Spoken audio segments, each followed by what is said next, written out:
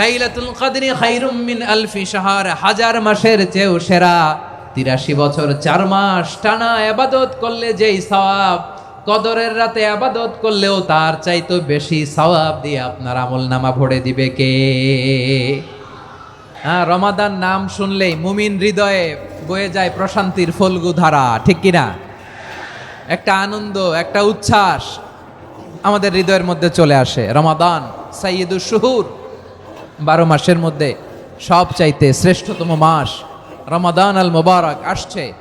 আত্মশুদ্ধির মাস, আত্মসংশোধনের মাস, শুদ্ধাচারের মাস, নিজেকে আলোকিত করবার মাস।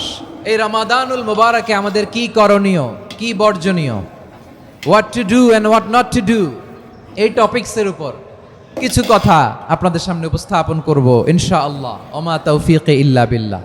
আল্লাহ তাআলা ইরশাদ করছেন, শাহরু রমাদান আল্লাযী উনজিলা ফীহিল কুরআনু হুদাল লিন্নাস ওয়া বাইনাতিম মিনাল হুদা ওয়াল ফুরকান।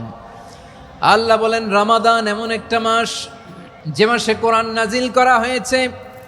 আর এই কোরআন হচ্ছে বিশ্ব মানবের জন্য পথ নির্দেশিকা, হেদায়েতের সুস্পষ্ট বর্ণনা এবং সত্য মিথ্যা পৃথক